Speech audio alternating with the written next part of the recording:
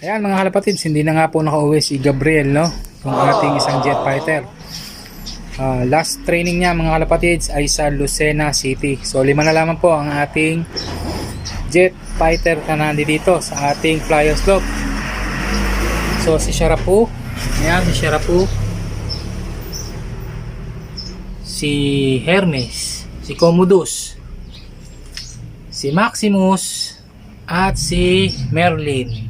So yan na naman po ang ating natitirang mga jet fighter na nandito sa ating flyer slope. So yan po ang ating ipe-prepare sa mga susunod na load natin, no? So i-update ko kayo mga kalapatids sa mga another training natin, no? So ayan, so magandang araw po sa inyo lahat. Po si Kalapatids Pigeon Loop na nagsasabi sa inyo mag-iingat po tayong lahat. Congratulations po sa mga nakapagpauwi sa mga training, no? So, maraming salamat po at congrats sa mga fansir na magagaling ang kanilang mga jet fighter. So hanggang dito lang mga kalapatids. See you on my next upload videos. So i-update ko po kayo mga kalapatids. So, bye bye. Masalam. God bless us all. Magandang hapon mga kalapatids. Welcome back again sa ating channel, ang Kalapatids Pigeon Loop. So ngayon po mga kalapatids ay loading night na naman natin, ano? So dalawang club na naman ang ating kakargahan ng ating mga jet fighter. So bago nga po tayo magkarga mga kalapatids, ay inayos muna natin itong ating breeder slope. So nandito tayo ngayon mga kalapatids sa ating breeder slope. So yan, tayo po ay nagpakain muna ng ating mga breeder. So anyway mga kalapatids, no, gusto niyo bang makita yung ating mga young bird? So yung mga fresh young bird natin. So nakikita ko sila sa inyo mga kalapatids. So ngayong araw na ito ay isa nga sa ating mga jet fighter ang hindi na umuwi, no? Si Gabriel. Oh shit, not good. Cherubin, mga kalapatids, yung anak po yun ng ating finisher na nirekta po natin, ano, nung mga nakakaraang loading. So yan mga kalapatids, pakikita ko po sa inyo yung ating mga young bird na nandito. So pasok lang tayo. So yan mga kalapatids, ito na sila ngayon. So bata pa lang yan. So ayan, no, kahihiwalay ko pala sa nanay. So ayan, nakakalipad na. So ayan, ang kapatid nito ay ayan. Ayan. So ayan, yun ang kapatid nito.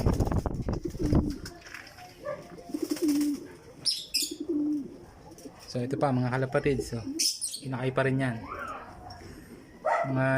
Natututo na silang lumipad, no?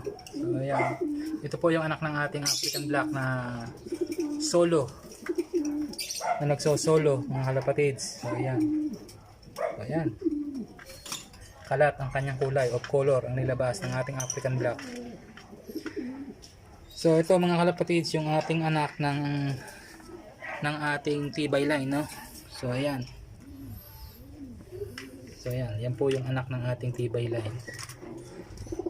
Yung isa naman mga kalapatids ay anak po ng ating Paul Sayon by Muleman. Nag-iisa rin po yan mga kalapatids. Nag-iisa rin, tingnan nyo. Oh, ganda ng nilabas. So ating nga pong i-stack yan mga kalapatids at ating pararamihin.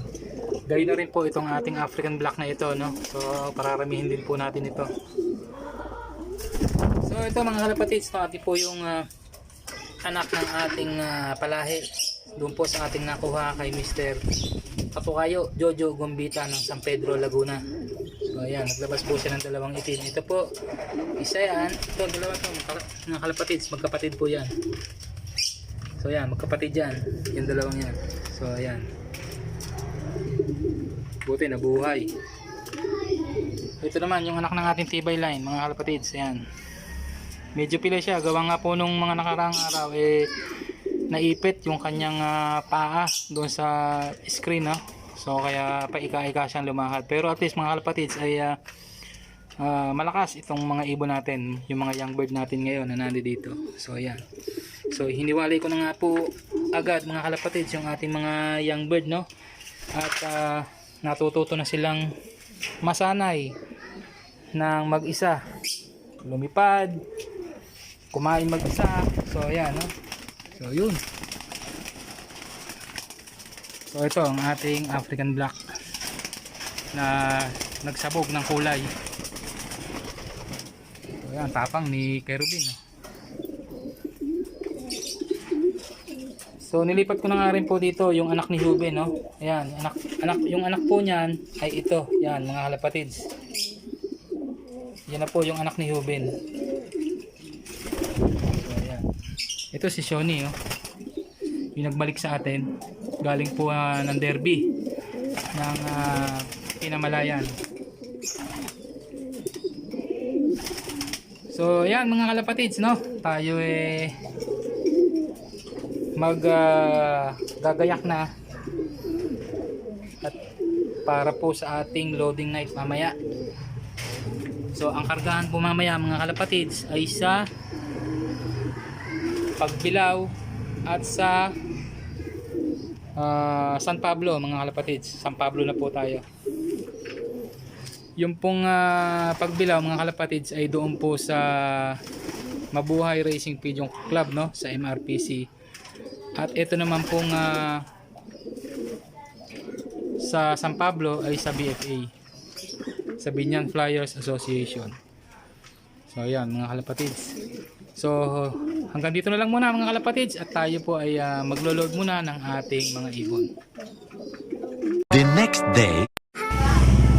Time check guys, 7:48 in the morning. So ayan, nag-release na nga po yung ating club ng 7 o'clock in the morning, no? So ayan mga kalapatid, 7:48 na po ang ating 7:49 na po ang ating oras ngayong makulimlim na umaga.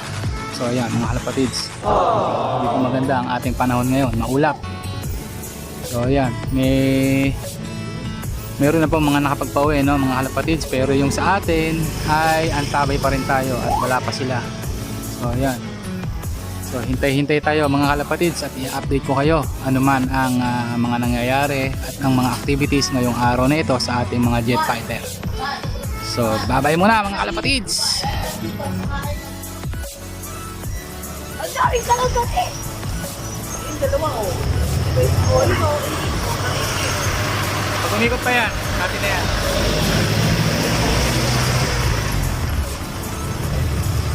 Ayan na, ayan na. Yan, sa atin na yan. Ayan na. Oh. Ayan na, sa atin na yan. Alin? Ayan na, ayan na. Ayan na, ayan na sila. Dalawa, oh. Dalawa. Maglalanding na. Oh. Ayan. Oh, Ayan na. sabihin pa. Ayun na, oh. Saan? Ano? Ayun sa ano? Ikot pa isa. Talo yung isa. Ikot pa isa. Moments later. So guys, dumating yung ating ibon ng mga almost mag-8 na, no, mga kalapatids. Ngayon ko lang nakuha ng oras. Time check natin yan, 8 mga kalapatids. So ayan, 1 out of 2 tayo sa BFA. So isa na lang iniintay natin mga kalapatids.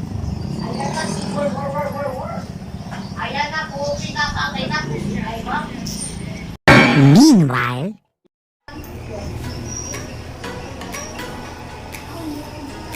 Kaya mga kalapatids, kadarating lang ng isa. 2 out of 2 na tayo sa BFA mga kalapatids. So salamat BFA, salamat sa Binyan Flyers Association. So yung tatlo na lang iniintay natin mga kalapatids, yung nasa MRPC. Tatlo yung jet fighter na naikarga doon. So ang tabayanan po natin mga kalapatids ang pag-uwi ng tatlo natin jet fighter. So ayan mga kalapatids, may mga pauwi pa tayo. Ayun. Ayun pa, dami.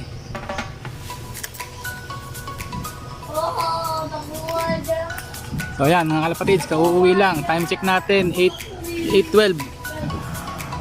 So ayan, 8:12 in the morning. So ayan. So ayos na yung ating dalawang jet fighter sa BFA. 2 hours later.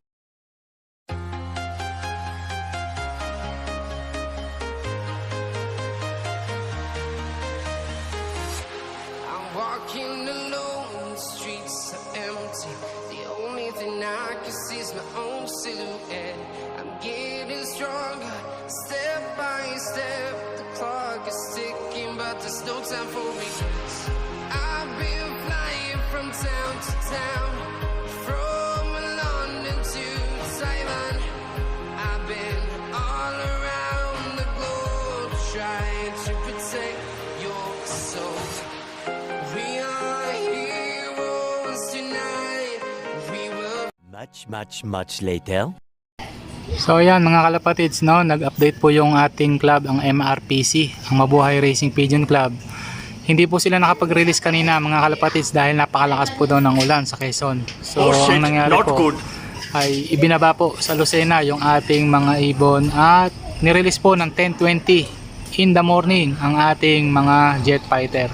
So mamaya mga kalapatids, tayo po ay mag-update muli dito sa ating mga iniintay na 3 jet fighter galing po ng Lucena. So ayan mga kalapatids, so talagang hindi po maganda ang klima natin ngayon, ano, dahil sa pagkakalam ko mga kalapatids ay may paparating na bagyo. So ayan, uuwian na po yung iba, nag-uuwian na po yung iba. So ayan, hindi po maganda yung ating panahon ngayon. So i-update ko ulit kayo mga kalapatids maya po lang. Meanwhile, Time check tayo mga kalapatids, 12:40 na, nakauwi itong ating unang ibon, no? So ayan, tingnan natin kung sino itong unang ibon na bumaba galing ng MRPC. So ayan, nagbaba nga po ang MRPC sa Lucena. So ayan, gutom na yung mga inakay. So mamaya ay titingnan natin kung sino to. Oh, so ayan, oh. Nako.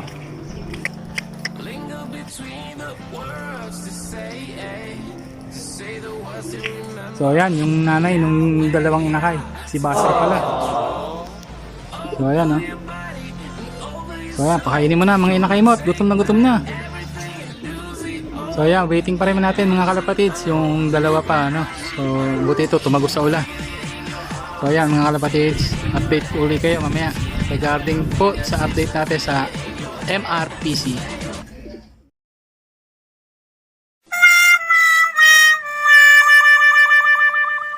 the next day. Magandang araw mga kalapatids, welcome back ulit sa ating channel, ang Kalapatids Pigeon Love. So for today's upload activities at bilang pagpapatuloy ng ating channel, ano, so yun nga, dalawa po sa ating warriors ang hindi na nakabalik sa ating loop. Yun po ay yung ating naka personal ring na anak po yata ni Shoni. So ayan, hindi na po nakabalik sa atin, at si Gabriel. So ayan, hindi na po nakabalik sa ating Flyers loop. So umaasa pa rin po tayo mga kalapatids na babalik po ang ating mga jet fighter na nasa kabila. So by the way mga kalapatids, no, ayan, naglalakihan na po yung ating mga bagong young bird na nandito. So ayan, no, naglalakihan na sila. Wala pa rin tayong Flyers loop dito. So anyway mga kalapatids, meron naman tayong update regarding dito sa ating plano dito sa ating breeders area, no. So na kung saan nga ay ililipat natin yung ating magpaplano tayo ng bagong loop ng ating Flyers loop dito sa ating breeders area, no. So yan na sila mga kalapatids, no, yung ating mga young bird. So ayan, so malalaki na sila. So hindi ko alam kung maihahabol ko pa ito sa viewing, no. So kaya nga mga kalapatids ay pinoproblema ko kung paano ang gagawin sa mga ito. So ayan, lalo at mabilis ang kanilang paglaki. So ayan, nakita nyo naman ang kanilang mga tindig. So ayan. So anyway mga kalapatids, malulusog naman sila. Ito nga pala mga kalapatids yung anak ni Paul Sayon, no? Regarding of Paul Sayon mga kalapatids, nako, may bad news tayo. So yun nga, nalumpo si Paul Sayon, no? So ayan, hindi na siya makatayo. Kaya ang ginawa natin mga kalapatids ay binigyan natin agad siya ng calcium tsaka ng vitamins. So siguro mga after 1 week siguro ay maobserba na natin kung siya ay makakatayo na. So kulang ito sa calcium mga kalapatids pagka ganitong hindi makalakad ang inyo o hindi makatayo ang inyong mga ibon. So ayan, kaya po na-experience ko na kasi ito mga kalapatids doon po sa aking Debroxel, no, na hindi po makatayo at ganyan, no. So ang ginawa natin, binigyan lamang natin siya ng calcium at ng vitamins. So ayan. So anyway, so regarding po sa ating pinaplano na bagong flyer stock. So ayan, nabuksan na po natin mga kalapatids. Ayan, open na natin, no. Pinaalis na natin yung mga yero. Ayan, no. Ayan, kasi po kung maalala nyo mga kalapatids ay sira-sira na yung mga yero na nandito dito sa taas. So kaya ang mangyayari niyan, dito tayo maglalagay ng ating flyer slope. So ayan, dito diyan tayo maglalagay ng ating panibagong flyer slope, dahil sa kabila talaga mga kalapatids ay pahirapan na makauwi ang yung ating mga jet fighter doon. So kung dito mga kalapatids, maganda ang magiging pauwian natin. So maglalagay na lang tayo dyan ng hagdan. So maglalagay na lang tayo dyan ng hagdan paakyat doon sa ating flyer slope. So ayan. So tayo po nga ay nagpaplano ng bumili ng mga materyales. Angle bar lang naman yung angle bar, steel mat, saka yung C-par lens na gagamitin natin, at saka yung bubong. So sapat na siguro yon mga kalapatids. Ang mahalaga ay meron tayong flyer slope na nandito sa taas. So yan, maganda ang magiging pauwian natin dito. Tapos doon mga kalapatids, sa sulok na yon, no, sa sulok na yon maglalagay tayo ng tambayan natin. So kumbaga ang gagawin natin mga kalapatids ay parang Taiwan style, para makikita natin ang paglipad ng ating mga alagang jet fighter na nandito. So ayan, baka nga po bukas ay makabili na tayo ng materyales para dito. So ayan mga kalapatids, yan po ang update ni Kalapatids Pigeon Love dito sa ating ginagawang magiging bagong flyer slope. So ayan, para nahihirapan na rin po kasi ako mga kalapatids ng pabalik-balik, no? So kaya ang gagawin natin ay pag-iisahin na lamang natin. So ayan, hindi na po natin hihintayin na matapos yung south. So kailangan makapagpagawa na po agad tayo ng ating panibagong loft dito, ng ating panibagong kulungan para sa ating mga bagong young birds. So ayan, lalakihan na po kasi sila dito. So ayan mga kalapatids, hanggang dito na lang. Talagang ganoon, 4 na lamang po ang natitira sa ating mga jet fighter, no? Yung mga pandiinan na lamang natin ang natitira. So umaasa pa rin ako na makakabalik silang dalawa, si Gabriel at saka po si Hermes. So ayan. So hanggang dito na lang mga kalapatids. Mag-iingat po kayong lahat, at sa mga may race dyan, so good luck po sa inyong lahat. So hindi po muna tayo magkakarga ngayong Martes. Sa Saturday na po tayo magkakarga ng ating mga jet fighter. So hanggang sa muli mga kalapatids. God bless us all. Masalam.